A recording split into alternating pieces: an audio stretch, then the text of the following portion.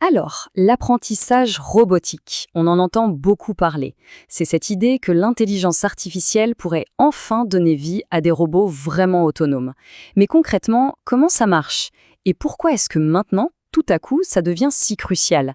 C'est exactement ce qu'on va décortiquer aujourd'hui en plongeant dans les recherches qui sont en train de tout changer. Sérieusement, après plus de 60 ans de robotique, pourquoi est-ce qu'on n'a toujours pas de robot pour plier le linge? C'est un peu la question à 1 million de dollars, non?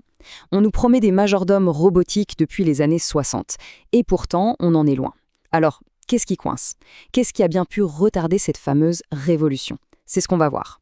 En fait, tout ça se résume à un choc entre deux philosophies, deux manières de voir le monde. D'un côté, on a la méthode classique, le robot qui suit un plan à la lettre, un peu comme un ouvrier sur une chaîne de montage. Chaque mouvement est calculé, programmé, millimétré. Et de l'autre, on a la nouvelle approche, le robot qui apprend sur le tas, par l'expérience, un peu comme un enfant qui apprend à marcher. Ok, alors pour vraiment saisir l'ampleur de la révolution actuelle, il faut d'abord comprendre pourquoi l'ancienne méthode a, disons, atteint ses limites. On va donc commencer par là, en regardant de plus près cette approche classique et ses faiblesses. Dans la robotique classique, imaginez que tout, absolument tout, doit être écrit dans un manuel d'instruction parfait.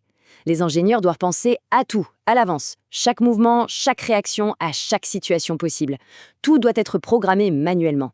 Le robot, lui, n'est qu'un simple exécutant. Il suit les ordres. Le problème, le moindre grain de sable, le moindre imprévu, et tout le système s'effondre. Et c'est là que le bas blesse. Cette méthode a des défauts majeurs. Premièrement, ces systèmes sont hyper fragiles. Le moindre petit changement dans l'environnement, et il faut tout reprendre à zéro, tout reprogrammer. Deuxièmement, ils sont nuls face au désordre du monde réel. Un objet pas tout à fait à sa place, et c'est la panique. Et enfin, le plus gros problème peut-être, ils sont complètement incapables d'apprendre. Toutes les données qu'on accumule sur leur fonctionnement, elles ne servent à rien. Et c'est justement à cause de toutes ces limites qu'un vrai changement de cap est en train de se produire. On assiste à l'émergence d'une toute nouvelle philosophie qui est en train de complètement rebattre les cartes. Et voilà l'idée qui change tout. Et si? Et si, au lieu de tout programmer à la main, on laissait les robots apprendre par eux-mêmes directement à partir des données? C'est ça, le changement fondamental. On arrête de se casser la tête à essayer de créer un modèle parfait du monde. À la place, on donne au robot une tonne de données, une grosse puissance de calcul, et on le laisse découvrir les règles du jeu tout seul. Ce n'est plus de la programmation, c'est de l'éducation. C'est une manière radicalement différente de concevoir l'intelligence. Et là, la différence est juste visuelle. D'un côté, le processus classique, une usine à gaz, une succession d'étapes compliquées où chaque maillon de la chaîne peut casser. De l'autre, l'approche par apprentissage. C'est beaucoup plus simple, plus direct. En gros, le robot apprend à connecter directement ce qu'il voit, la perception, à ce qu'il doit faire, l'action. C'est un seul et même bloc, beaucoup plus solide. Bon, mais apprendre par l'expérience, ça veut dire quoi concrètement? La première grande méthode, c'est l'apprentissage par essai-erreur. Vous connaissez peut-être son nom, c'est l'apprentissage par renforcement. L'analogie la plus simple, c'est le dressage d'un chien. Quand il fait quelque chose de bien, on lui donne une friandise. Quand il fait une bêtise, on le réprimande ou on l'ignore. Eh bien, l'apprentissage par renforcement, c'est exactement ça, mais pour une machine. Le robot tente des actions encore et encore, et il reçoit une récompense virtuelle s'il fait bien ou une pénalité s'il fait mal. Son seul but, accumuler le plus de récompenses possible. Et ça fonctionne en boucle, c'est un cycle permanent. D'abord, le robot observe son environnement. Il regarde où il est, ce qu'il y a autour de lui. Ensuite, il tente une action, n'importe quoi au début. Puis, l'environnement lui donne un retour. Bien joué ou non, pas ça. Et enfin, le robot met à jour sa stratégie en fonction de ce retour et il recommence. C'est un dialogue sans fin avec le monde qui l'entoure pour, petit à petit, comprendre ce qui marche. Sur le papier, c'est génial, vraiment. Mais il y a un mais. Dans le monde réel, avec un vrai robot en métal, les choses se compliquent très très vite. L'apprentissage par renforcement est loin d'être la solution magique à tous les problèmes. Voilà le dilemme auquel les chercheurs sont confrontés. Choix numéro 1, on entraîne le robot dans un simulateur, un jeu vidéo en quelque sorte. C'est super rapide, on peut faire des millions d'essais en quelques heures, et si le robot se casse, pas de problème. Le hic? Le simulateur n'est jamais 100% fidèle à la réalité. C'est ce qu'on appelle le fossé avec la réalité. Choix numéro 2, on entraîne le robot directement dans le monde réel. Là, c'est parfait, c'est précis, mais c'est terriblement lent. Et surtout, c'est risqué. Le robot peut se casser des objets. C'est un vrai casse-tête. Donc, pour résumer, l'apprentissage par renforcement pur a deux gros handicaps dans la pratique. Le premier, on vient de le voir, c'est la sécurité. Au début, le robot fait n'importe quoi, et ça peut coûter très cher en réparation. Le second, c'est peut-être encore pire, définir la récompense. Comment on explique à un robot avec des maths ce que ça veut dire bien plier un t-shirt ou faire un bon café? C'est un problème philosophique presque. C'est extrêmement difficile, voire impossible pour des tâches complexes. Vu ces difficultés, il n'est pas surprenant qu'une autre approche, beaucoup plus directe et pragmatique, soit en train de prendre le dessus.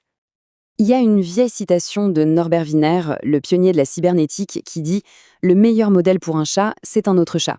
Et ça résume parfaitement l'idée de l'apprentissage par imitation. Après tout, la façon la plus simple d'apprendre à faire quelque chose, c'est de regarder un expert le faire, non? Et ça porte un nom, le clonage comportemental.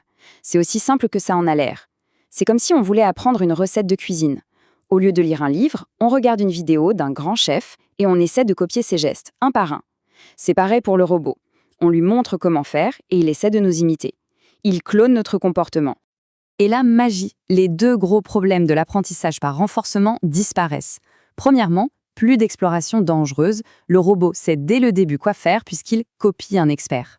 Deuxièmement, plus besoin de se creuser la tête pour inventer une fonction de récompense, l'objectif est simple, fais comme moi. Et le plus beau, c'est que plus on lui montre d'exemples, meilleur il devient. C'est une relation directe. Ok, donc cette idée d'apprendre en regardant, c'est puissant, mais ça va plus loin que simplement faciliter l'entraînement. Ça ouvre la porte à quelque chose de complètement nouveau, l'idée de robot généraliste. Jusqu'à présent, un robot était bon pour une seule tâche. Le robot qui vise des boulons, le robot qui peint des voitures.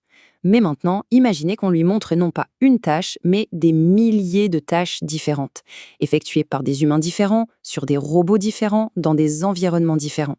En collectant toutes ces données, on ne construit plus un spécialiste, mais un modèle généraliste capable d'acquérir une palette de compétences incroyablement large. C'est ça, une politique de robot généraliste. C'est le cerveau du robot, si on veut. Mais un cerveau qui n'a pas été entraîné pour une seule mission, mais sur un corpus massif de données variées. L'idée, c'est qu'en voyant plein d'exemples différents, il apprend des concepts plus généraux. Un peu comme un robot de cuisine qui, après avoir vu comment on coupe des carottes, des pommes de terre et des poivrons, peut en déduire tout seul comment couper un concombre qu'il n'a jamais vu. On connaît tous l'expression « touche à tout, bon à rien ». Eh bien, les chercheurs en robotique aiment bien la compléter, mais souvent meilleur qu'un maître d'une seule chose. Et c'est exactement ça, l'objectif. On ne cherche plus à créer le champion du monde du vissage de boulons, on cherche à créer un robot qui est correct ou assez bon pour faire la vaisselle, ranger une chambre, préparer un café, un robot utile dans le monde réel en somme.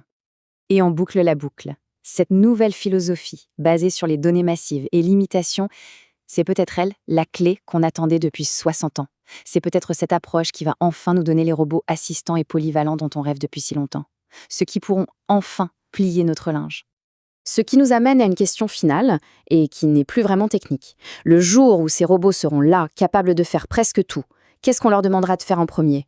Une fois que la technologie ne sera plus le problème, la vraie question sera de savoir ce qu'on veut en faire en tant que société. La technologie nous donne les outils, mais c'est à nous de décider comment les utiliser.